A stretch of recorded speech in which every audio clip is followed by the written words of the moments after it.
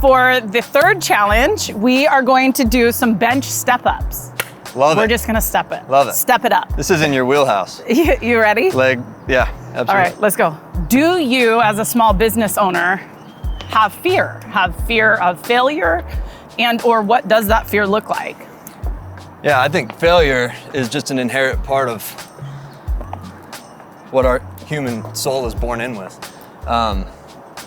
And I think for sure, something that I battle with daily is not letting that weigh me down, right? So when I look out over our company and all the employees, you're literally looking at their livelihoods, their families right in front of you. And for a small business, if you have a week or 2 weeks of slow time, that failure panic button can start reaching its peak. So I think for me, kind of working on myself and working on my brain, focusing on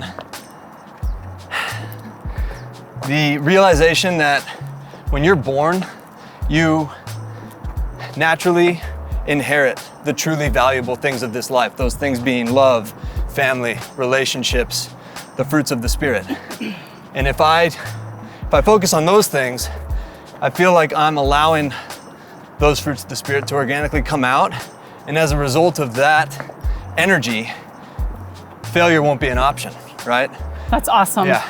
Honestly, I think you mentioned something that rings true to me, which is when you remain true to yourself. Yeah. And you consistently stare fear in the eyes. Right. As a business owner, as a person. Right.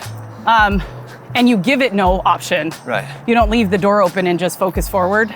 You will succeed. You will. Because you think about it, there's a lot of men that have failed. Right. That we revere as some of the great patriots of our time, of our country's history. Yeah. My dad reminds me all the time, one of the keys to life is going from failure to failure without losing enthusiasm. Right, if I'm right. focusing on that failure, I'm not remaining enthusiastic. No, totally. People like enthusiasm, they gravitate toward it. Right. So. No one wants to do business with Debbie Downer. No, not really, not really. No. I love that. Good question though. We made it. Good view up here. So my next question for you is, what piece of advice have you received and what piece of advice could you give? One of the first things that comes to mind that I carry with me to this day, I was playing college baseball and I put a lot of value in myself as a baseball player throughout my life.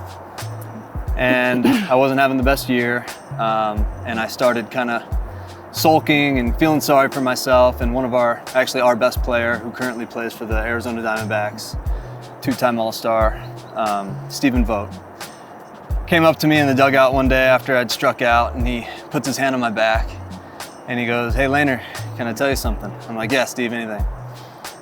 He's like, "I just want to remind you, it's never as good as it seems. It's never as bad as it seems. Stay aggressive." And it was simple, and that's all he said. And I remember I wasn't in the best of moods, and like you'd imagine when you're not in the best of moods, you're not just enamored and like immediately grateful, but that has stuck with me now over 10 years. And it reinforces in me like things could always be worse, things could be better. But to stay and to be aggressive in the task at hand, to do whatever you're doing with all your might, is genuinely, I would say almost 100% gonna put you in a better position to succeed than if you're not focused on that.